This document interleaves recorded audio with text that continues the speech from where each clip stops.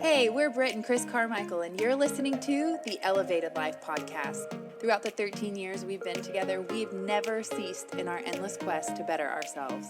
We've studied top experts, philosophers, and gurus. After years of personal self-experimentation, we found the tools for shifting your beliefs, moving through fears, and developing a positive mindset. If you're ready for a breakthrough, then you're in the right place, because we're here to empower you to take control of your life with simple mindset shifts that create radical transformation. We'll be diving into topics like personal growth, health, philosophy, spirituality, relationships, success, and mindfulness. So create some space for yourself and get comfy. It's time to become the badass you were born to be. All right, Carmichael, here we are, sitting in our closet, recording. I'm gonna get this. We are recording our first podcast. You know, it's crazy. We've been asked by so many of our elevators, why don't you have a podcast? Why don't you have a podcast? Every week for the last 4 years, we've been showing up live and doing the Elevated Life. Hell, I've been doing Woo Woo Wednesday, the Elevated Life. And, you know, it's been really fun to master the live video, but it really started with the podcast vibe. Do you remember sitting on the couch like 4 or 5 years ago and actually recording our first podcast called, what was it? Shit on a Cracker. Shit on a Cracker, because it was like everybody loves free shit on a cracker at Costco. And that episode is literally sitting on our laptop. Still? This laptop right here. It is still on here from years and years ago. But we just made a pivot. We decided, we really want to get on video. Live was, one of those things that was really up and coming at that time. And what we've found, or at least what I found, is that a lot of the channels that we can post our videos don't like our language, don't like the conversations that we want to have, the in-depth, taboo, woo-woo conversations. Yeah, you already touched on something really important, though. And you said that people have always been asking us for a podcast. And that's true. Forever, it seems like. We only did videos because people asked us for those anyway. But the important part is the fact that there's that old saying that, like, everybody's the guru if you just know how to listen. And it's almost like people are always trying to, like, push you and nudge you on your path. And we're no different. So here we have a bunch of people asking us for the exact same thing, actually over multiple years. And then finally we're sitting down and doing it, and it couldn't feel more aligned and it couldn't feel more right. And it's just weird. And it's like a lot of times, if you can kind of get out of your own way and stop overcomplicating the process and overcomplicating your purpose and doing the same thing with your passions and your relationship and everything, if you can just take a moment to kind of listen to what's going on around you, it's like there's so many extra answers to like all the questions you're always asking. It's like people are always telling you, and you're like, no, that can't be it. That's too easy. That's too something. Or that's not for me. And then you end up down the road. Oh, never mind. It was right. They were right. They were right the whole time. Your dad gave me a flip camera and said, Brit, videos are the way. And it was right when YouTube was emerging. You got to start doing videos. And I'm like, no, I don't want to mess with any of that. And turns out they were right. It's funny. It is true. The things that you're called to do, your purpose, is so clear and so right there in front of your face that it's unclear, that you're like, I don't even know what I'm supposed to be doing. Yet people are constantly asking you for the same thing because you have a certain set of natural talents and skills. And, when we first met, it was the question of how do we work together? How do we combine our talents and skills so we can hang out all the damn time? We fucking love hanging out. We've been together for 14 years, oh my gosh. 14 years this year. Whoa, celebrating our 10-year wedding anniversary, 10/10/2020. And, it's crazy thinking back. When we got married, we were a completely different couple. We were totally different people as individuals and in our relationship. And we had big dreams for ourselves. We had all these ideas, and we went on walks every night, and we came up with all these, crazy, like, pipe dreams, it almost felt like. But on one hand, it felt like, no, this is our destiny. This is what we're meant to do. And holy shit, babe, like, it's 10/10. Well, it's going to be 10/10/2020. It's 2020 this year. Yeah, you keep touching on important things that you just talked about. That's because I've got my hand on you. I'm just kidding. One of the things that really changed our relationship, and the thing that really let me know that you had dreams. I know that we all do inside. We obviously, all share that together. We all have some sort of dream, no matter how big or small it is. And it's weird because I didn't really know your dreams as in depth as I do now until we started taking those nightly walks. It wasn't until the walk that I feel like I didn't even know you before then. Like now, after experiencing everything that I have with you and going through all these years and everything, I can tell that before that moment, before we started on a daily walk ritual, it sounds so goofy. If I were to tell you, like, or to guess what would be the thing that would change our relationship, I would never guess it was walking. I mean, that doesn't even sound right. It would be something, more intriguing or whatever, but when we committed to spending an hour every day walking, after you were done with the salon, and just to stand there and talk and be side by side and to start building those dreams, it was crazy how fast they started happening. Because for one, I had these dreams that were always kind of locked up inside my own self, and I didn't really talk about them only because they didn't come up in the conversation of what do you want to eat tonight. They only came up, when I'm laying there in bed at night, and suddenly they start pouring in my thoughts, or when I'm, actually dreaming, sleep dreaming.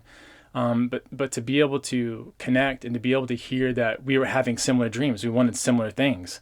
And then now to actually be working together and to kind of see what happens when you both hold the same dream for an extended period of time and just decide like, hey, we're going to fumble through all of this. Because I think for the most part, we've screwed up at almost everything we've done. And I think that's been one of the things that's made it work, is because we're not afraid to just suck and suck until we get it right. And then once we get it right, the best part is being able to tell and share it with other people. It's like, hey, don't fumble as much as we did. Try this stuff out, and this stuff really works. Yeah, I mean, great sex only gets you so far.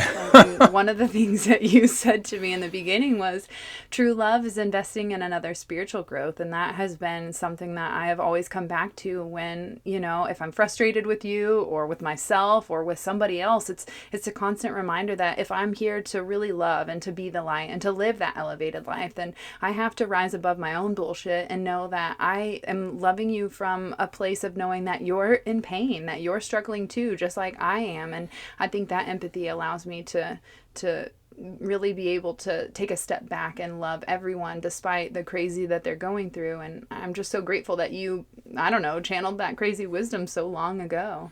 I think there's so much relationships take so much emotional maturity. When you're younger and you hear about relationships or you see them on movies, they're a certain way. And there's like an arc to them and all that kind of stuff. But like when you actually get into a real relationship and the honeymoon phase wears off and you realize it's not a Disney princess story. I mean, God, wouldn't it be great if it was? I mean, that would be epic. And in some ways it can be. You can really have this kind of fairy tale thing, but it takes a lot of work. There's, They don't show all the counseling and the hard conversations and the sharing of the dreams in any of those Disney movies. They had like magic wands and fairy tale godmothers and Aladdin in the lamp, or with the genie in the lamp, and it's. Well, we had mushrooms, so that helped. Yeah. That helped. The elevated life really, when people say, what is the elevated life? We always say it's joining the 7 or above club. And people kind of look at us, but they have this feeling like, I don't know what that is, but I know I want to be a part of it because you guys seem like you're having a damn good time.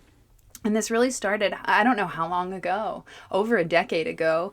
It was Easter, and Chris and I looked at each other one day, and we always have the same Easter tradition with my family. And I just looked at him and said, I don't really want to go today. And he said, well, on a scale of 1 to 10, how bad do you want to go? I said, like a 6. And he said, if we're really going to live, it wasn't the elevated life at the time, but if we're really going to live a life that we love and that we enjoy, like, why would we commit to things that we don't want to do?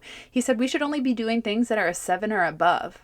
And that was the moment that changed everything. That was the birth of the elevated life before the name even came to us. It was the concept, the philosophy, this idea that we have the power to choose. We have the freedom to decide what we want to do with our life, who we want to spend it with. And if we're doing things out of obligation, our energy isn't fully present, and people can feel that. And we're doing everyone a disservice if we're not showing up. And so I think saying no to that first Easter experience where we were like, I'm not feeling it. I don't even want to get out of my jams. And just saying no and really applying that simple philosophy. We always say the elevated life, mindset shifts to create radical transformation. And these simple mindset shifts really are things like take a walk, get on the same page with your partner, and start saying no to the things that suck. Yeah, it's weird that how much your life gets simplified when you stop doing things you no longer really want to do. And I think it takes a lot of self-awareness, and it takes a lot of being able to set up boundaries. Because I remember when we first did that, I mean, there was a lot of backlash. There was a lot of people who were like, what do you mean you don't want to come over here? Do you not love us? And there's a lot of questioning. And it's weird how that exact same energy and that exact same things that people were talking to us about ended up being things they love us for now. It's like they know when we show up, we're showing up 150%. There's no like half-ass part. There's no of us just moseying in and then moping and kind of bringing everybody else down when it might be a moment that's a moment of celebration. We're showing up and it's like the party arrives now. And used to. If you walk into a place and you're not going to like it and it's going to be frustrating, and if you're going to be around people that you don't really enjoy being around, it's hard to be excited. It's hard to want to get in the car. It's hard to want to put on the clothes. Everything becomes difficult. Even the simple stuff. It's you can feel sick from it. You can get migraines from it. All that kind of stuff comes up when our body and mind are in disagreement. And so, when you go do something and your body knows like, I really don't want to do this, you create those physical manifestations. I mean, I remember sometimes going and doing things I didn't want to do, and I'd suddenly just be absolutely exhausted. And I would be fine 5 minutes before, but then knowing I was going to have to do that, just totally wiped. And being able to simplify it and just give yourself an easy rule. 7 or above is an easy rule. It's something that's really easy to understand, and you can use it with everything. I mean, for businesses, for relationships you're getting into, like, is this going to be a 7 or above? I mean, it gets straight to the nut cutting, and it just gets to the part where you think, wow, maybe I really have been neglecting certain parts of my life. Because you can ask yourself, is my health a 7 or above? Is my main relationship a 7 or above? What's my self-talk like? And so it allows you to quickly evaluate things. You don't have to get all these statistics and stuff like that. You just ask yourself real quick, how do I feel? Am I 7 or above? And then you ask yourself always, what would it take for me to go up one more level? So if you're at a 3, obviously jumping to a 7 is going to be a difficult jump, but what can get you to a 4? And then once you're there, what can get you to a 5? And then constantly making that every single part of your life. I think that was one of the smartest things we ever did, because it really led us down a much better path and a much better life. And I think that everyone who's in our life now appreciates the fact that we actually did that. Well, I think it aligned us with our integrity and our authenticity. And you don't know that in the beginning. You don't know who you are, your values, or what you stand for. And I think having that simple scale just gave us the clarity on, is this what I want? Is this who I am? And does this align with my values? The 7 or above part is easy. It's the courage to say no and deal with the backlash. But just like you mentioned, everyone loves us for that, because they know when we show up, we fucking want to be there. And the same is true with being vegan and going, doing yoga and meditation and mushrooms and all the different things, the tantra, like all the different modalities that we've got ourselves into ahead of the game. Just like every other guru or sage or whatever has been criticized and shunned for their ideas and their eccentric ways of living. And I think more people are waking up to this idea that life is more than going 9 to 5 building someone else's dream. Yeah, and I feel like you've really got to start getting into like what other people are doing. Like most of the stuff that we've found and we've figured out, people have been doing for 1,000 years or longer, and they just found different ways of living, and being able to explore those with an open mind, I feel like has saved us so much time and frustration, because I feel like that's what we lived in a lot. It was frustration. And I think we didn't know it because we talked about the fantasy of being in a Disney princess relationship. And, I think there's a fantasy in life that, for us, we got together, you're basically right out of school. And it was so early, and you don't understand anything. I didn't understand how a relationship was supposed to go. I didn't even know how to make mac and cheese. Honestly, you don't know. I think it's so important for you to have that support. And just like you said, true love is investing in another's spiritual growth. And because you were willing to give me the space to discover myself and to discover who you are, I think that's been the ultimate similarity that we've had, is that we've had this passion for wanting to grow and wanting to transform into our most highest potential, our best self. And we've never ceased in that endless quest to really overcome any of the trials, the tribulations, the pain, or the negative lacking beliefs that we were programmed and brought up with. Yeah, and I think what's beautiful is once you start to really handle your own stuff on the inside, once you get over the doubt, once you get over all the limiting labels, once you are done beating yourself up and blaming everyone and being a victim and all those kind of things, and you really just grab responsibility. You say, you know what? This is what I want to do in life. And this is the kind of freedom that I really desire. And this is the kind that I'm going to go out and get. It's like that decision changes you. And the thing that it changes is that when people encounter you, it inspires them to do the same thing within themselves. It's almost like you become a healer or a servant or something like that, where just by watching your story, other people are successful. The reason why you go and get success, besides like, financial freedom and some of the things like that, is that you're going to inspire other people. Like the success for yourself isn't as rewarding as it is to watch other people succeed. It's always just a better feeling inside. I mean, it's great when you do it. You're like, oh man, look, I can overcome these things. Look, I can step up to the challenge. I can do all this. And that's fantastic. But when you pull other people onto your team, or when, you hear people like, man, I heard what you were doing and it made me go do this thing. And oh my gosh, I'm doing it. It's fantastic. I had no idea my life is going to turn this way. It's just like, that's really the benefit of learning all this stuff. Personal development and everything has nothing to do with developing you. I mean, it's written that way so you'll get excited about it, but it's all to do with like making the relationships in your life and the people's lives that you touch, making their lives better. And it's weird because like personal growth is really about like growing your community and growing all the people around you. Yeah, I mean, I think it's personal growth and development, because you've got to be able to handle yourself so that you can show up and be present for another person. Otherwise, you're too concerned with yourself, thinking about, are they judging me?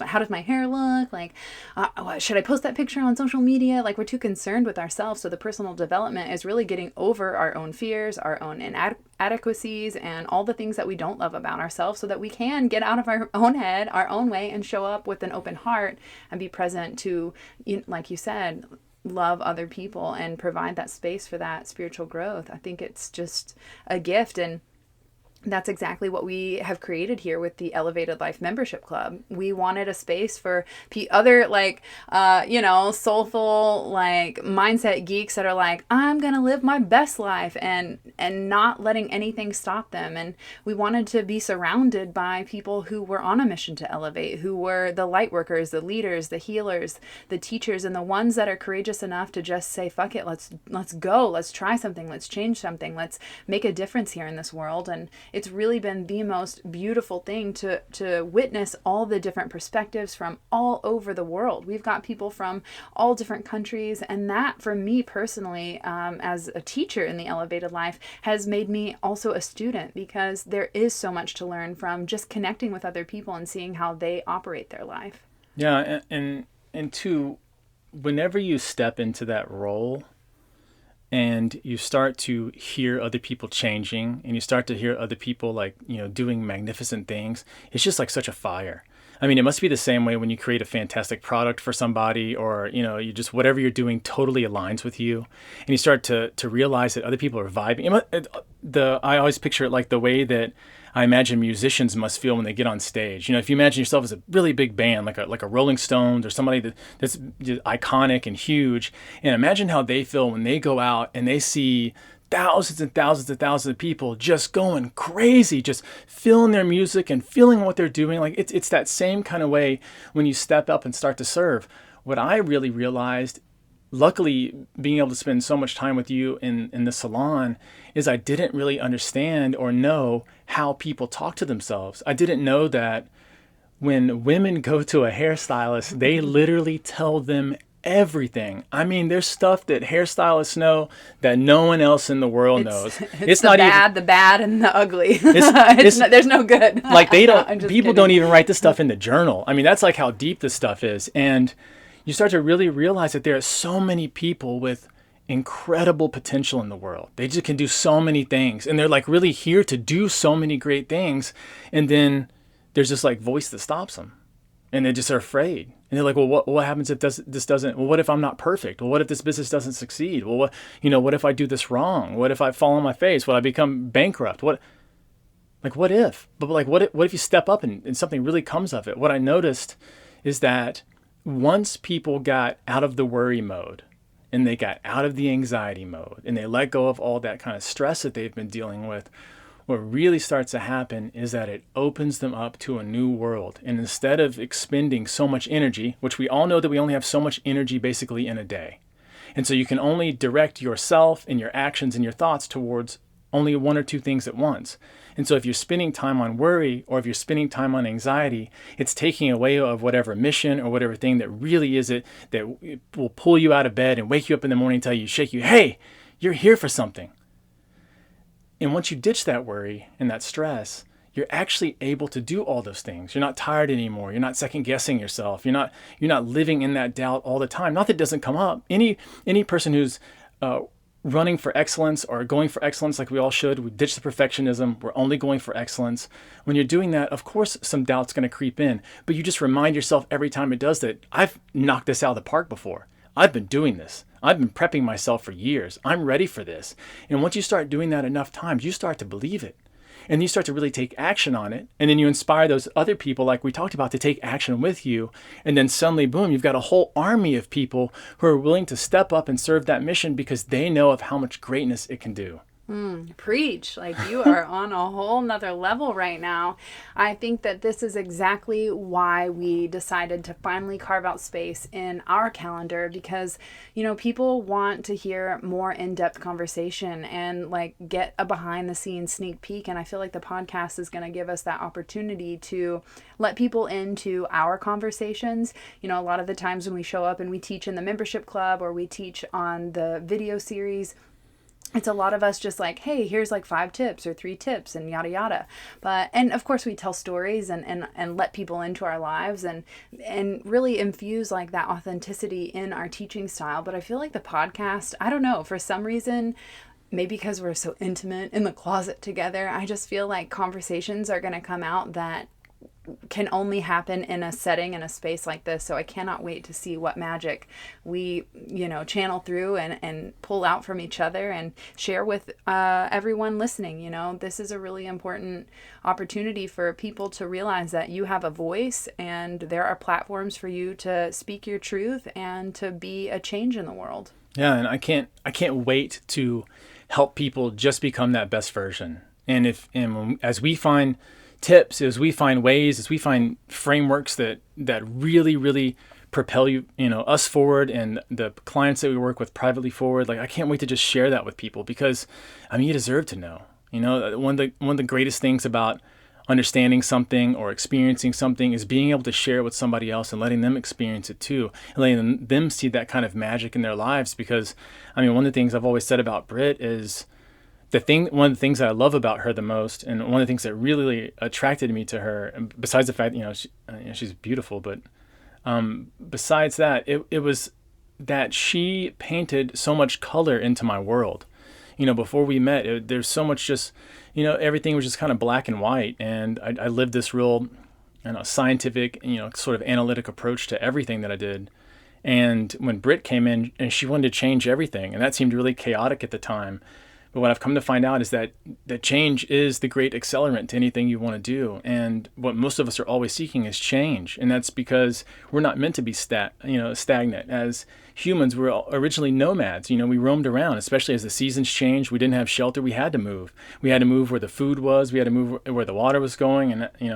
And the change is something that we really crave. And what I found is that there's so much more comfortability in change than I thought there ever was. There's really no such thing as that security that everyone's always looking for. The only security that we really have, is that we're all going to die. And to me, that's not morbid. I think that's really enlightening because it gives us an opportunity to really go after whatever it is that we want while we're here, whether that be connecting with other people, whether that be, living in a big mission or loving one another or ourselves or whatever that transformation is. But, really showing up and being able to do that, like that's the change that we all crave. Yeah. Change is the only constant. And yet so many people fear the unknown, and every moment is unknown. And as you mentioned, people have this false sense of security in their mind. Like, I have the same routine. I go to my job and this happens. My kids come home.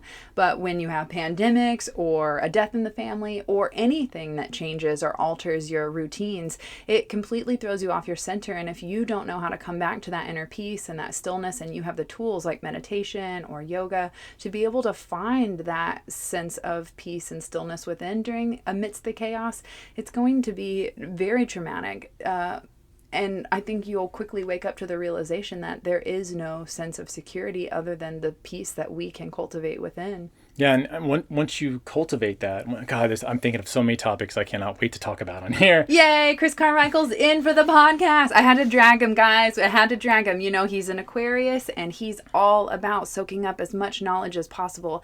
You can find Chris with his head in 18 books at a time. He typically finishes one a week at least, or more, honestly. And I always joke and say, okay, give me your Chris notes. And that's honestly how all of this change and development started. I realized Chris has a passion for learning, a passion for reading and understanding other people and concepts. And as an Aquarian, he's got radical views, and they're different. And I am a Libra, and I really value justice in the world. And when we're operating in a world right now that is unjust, I think we can all agree with that.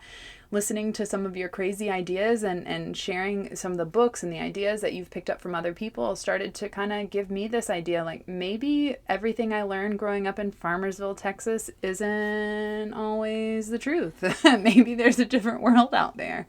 So I had to literally drag Chris's head out of the books and get him onto the video, onto social media, here on the podcast. Like, not that you don't love it, not that you're not meant for this. You're absolutely incredible, but he just has such a passion. He literally has obsessed tattooed on his knuckles, and it's not about me, okay?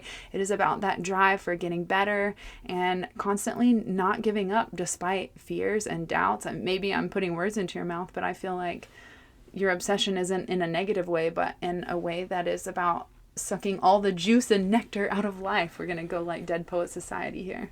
Yeah, and the thing that you bring that's huge is just a ferociousness. And I think that for people who want to make this work, Brit and I work together, and we've been doing this kind of stuff for so long now, and it's become such an integral part of who we are. But anybody who wants to work with another person, you have to be opposites in personality. I have not seen it work another way. Maybe it does in some cases. But having a person who is the opposite of you, who can pull you forward when you need to be pulled, and when you can do the same for them, it is one of the best qualities in another person, to have that other person in your life, and for your tenacity and for you to never give up. It's one of the most redeeming qualities, especially in a female. A lot of female people who are empaths like you are and who do help and serve, and they lack that ability to just move forward no matter what.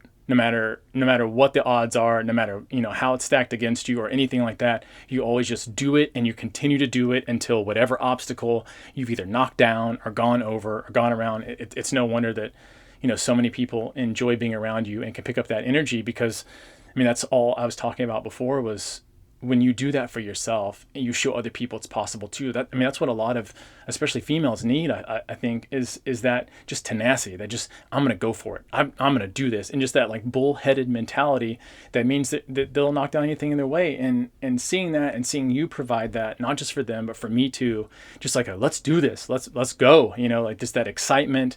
And then you wake up every morning so excited. I look over at you. I'm just like, how is she already pumped right now? Like I got one eye open. I'm barely stretching myself out, and here you are, just 100 miles an hour, just ready to go after it again. And it's crazy because like when we go to bed at night, I'm same way. I'm one-eyed texting, and you're over there just gung ho about this mission, and it's so powerful to see. And it's so sexy. It's just one of the sexiest things to see somebody really engrossed in what they believe in the world and really trying to just go after that. If you're not living a life of passion, you're not living life. I think it's really about figuring out what lights you up and then driving forward to that.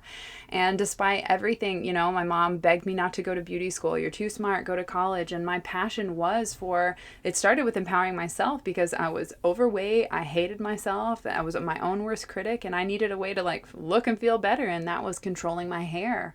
And when I met that chick at Forever 21, 21 when we first started dating.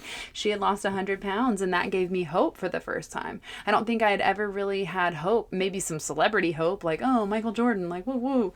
But really, it was hope, like, oh my God, this person I know and like I can touch. And she's literally telling me her story that she lost 100 pounds. That gave me hope for the first time. And I think meeting you gave me the plan. So it was really about taking hope and that inspiration. And then the plan, you're like, you need to eat this many calories and work out and do this. We bought a Bowflex. Like, we just went ham on like our wellness in the beginning. And I think that's really living an elevated life is holistically healing all areas from mind, body, and spirit. And mastering the body was that struggle that I had grown up with for so long, because when I was a young girl, I was called Brickney by a family member, and I didn't realize that the labels that we're given or the things that we're told in childhood can stick on a subconscious level and really create those patterns that we operate from. And if it weren't for hypnosis, if it weren't for the mushrooms and all the crazy things we've gotten ourselves into, I wouldn't have been able to see that there are patterns and roots to the problems that I have in the present. Oh my gosh, you touched on another amazing thing, and that is, is that you again? and that is you need two things for change, and you nailed what both of them are, and that is you need hope, and you need a plan. Those are really two things that you need for change. Hope, hey, that's me. I'm the hope, and you're the plan. and Go Team Carmichael.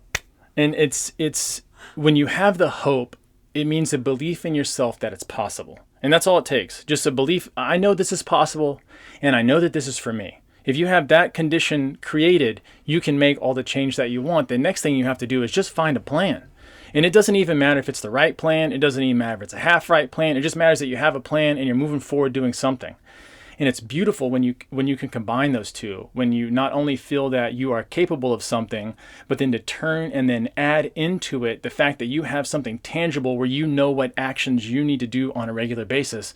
I mean, you can do damn near everything. I mean, you can create a business, you can be in a relationship, you can knock it out. And it's fantastic to be sitting across from that counterpart for me. And the amount of change that I think people will get out of these kind of conversations and being able to share with them what we're going through and what's working, I think is going to be a freaking game changer. I do too. I mean, a private school bad boy meets a rainbow-haired unicorn flower child from the country, and we were absolutely opposites. But that magnetic pull was that desire to elevate, to expand, to get better. And doing this journey with you has been absolutely incredible. It's so funny because I tried real estate and tried to take on your profession and help you out in the beginning, and you're like, nope, that's not right. That's not good. That's not good. And then you considered going to beauty school and not good. Doing hair. Nope, that's not it. And for so many years, we have been developing our skills, our talents, our wisdom, going through trial and error, experiencing near-death experiences, which I think the next podcast should be about our time on the mountain. Yeah. That crazy near-death experience that led to my psychic abilities and the mushrooms and all the crazy woo-woo rabbit hole stuff that started to unfold when we were faced with those near-death experiences. My mom had a stroke just a few months before that. I mean, the Mayans knew 2012 was about to fuck shit up, and I think hindsight 2020 is a saying for a reason. And I think this year is going to be the year that we all look back and go, oh my God, like this great awakening. Like, we have to take responsibility for the way that we're showing up in our life and in our community. And if it's not right, if it doesn't feel good, then we have to change it. I mean, think about this. That was exactly when we went vegan, as a fluke, as a total fluke deal. And then that 2020, and then yoga. Here, I feel like 2012 to now prepped us. The psychic told you to start practicing past life regression hypnosis, and I was your guinea pig. I mean, what? And we watched Long Island Medium. I'm crying like a baby, and I look over at you, and I'm like, I want to do this for people. And fast forward, like, I'm doing it for people. It's so crazy how if you just get out of your own way, your dreams are already working themselves to be born through you. But we put a break on those dreams with our doubts and our fears, and we sit down and stop playing life again. And it causes depression, anxiety, stress. And I think this is a time for all of us to really fucking gut check and say, like, am I anxious? Am I stressed? Am I worried? Am I unhappy? Is this relationship toxic? Is this job supporting me? Am I building do I have a future vision? Do I know my, why I wake up every day? Am I excited? Am I passionate? Am I bursting out of the bed with like, oh my God, I have so much cool shit to accomplish and do? Not to do list, but to be present and to soak up all the joys of life. Our purpose here is to deliver the hope, the belief that you can do it, and then deliver you a plan or a framework or a mindset so that the thing that you want to do actually can happen in your tangible physical reality. Plus, we're fucking awesome and we're fun. And we always say we make learning fun because change is scary, but it doesn't have to be hard. And I think that this podcast is going to be a really fun change in our life as far as how we show up and shine our light and share our wisdom with the world. So I am so excited for this journey. I look forward to bringing on all the elevators and having them join this journey with us. So if you enjoyed this podcast, we would absolutely appreciate your feedback, your comments, your raves, your reviews. Share it with your mom, your grandma, your sister, your soul tribe, whatever you've got going on. This is our first episode. I can't believe it. Well, technically it's like our third because those first two are sitting on that laptop over there. Maybe we should uncover them. Yeah. I think that would be really fun. So what you can expect aside from the fun and practical tips on how to up-level your life, we're also going to be sharing some of our favorite classes and teachings that we've done over the last 3 or 4 years on the Elevated Life series. We have an entire YouTube channel with tons of wisdom and content that we're going to be turning into the podcast in addition to these deep conversations between us. Yeah, we should be sharing stories and really diving deep into what it takes to change. What are those practical things that you can do, but then also what is the theory behind everything so that you have new mental frameworks. That thing that we talked about in the beginning of our relationship, that walking was the big difference, and it's being able to figure out what are those small differences that really have the greatest impact. I cannot wait for the amount of change that this year is going to bring. We're at a perfect spot right now where a lot of us are having new starts. And so this is an exciting time because you've got a moment to look back on your life. And we already shared with you our 7 or above rule. So look back on your whole life and just ask yourself, am I living at a 7 or above? And if you are, hey, fantastic. Let's see if we can pump that up to an 8. And if you're not, what do you need to do? What's that one little extra thing that you can do today, right now, that would change that? Is it going to take you? Is it going to take the way that you approach people in your life? Are you going to have to set new boundaries? Are you going to say no to some things? Are you going to have to just begin living in a new way? Maybe respecting yourself more, telling your partner how much you love and appreciate them. It's something. So what is that one thing that you can do? I love that. And if you want to take that to the next level and have us hold you accountable, you can either join the Elevated Life membership club, or you can come find us on Instagram and drop us a DM. Let us know, what are you going to change today that's going to make a difference in your life? When you make one small change in your life, it absolutely ripple effects into all other areas. All right, I think that wraps it up, and it's time to sign off for our first episode of the Elevated Life podcast. What did you think? It was wonderful. It was so much fun. Hey, hanging out in the closet, who knew? All these clothes that you're trying to get me to get rid of would be the best sound dampening. Oh my gosh, it's always about the clothes. Duh. All right, guys, thank you so much for tuning in. If you love this episode, please invite your friends, let them know, spread the good vibes, and we will catch you guys soon here on the Elevated Life podcast. Thanks so much for tuning in to the Elevated Life podcast. Want more? Join us at theelevatedlifeclub.com for mindset upgrades, lifestyle hacks, and spiritual tools to elevate your soul. Each month features a new masterclass, meditation, yoga practice, and more to help you transform your life one step at a time. Come join the 7 or Above Club.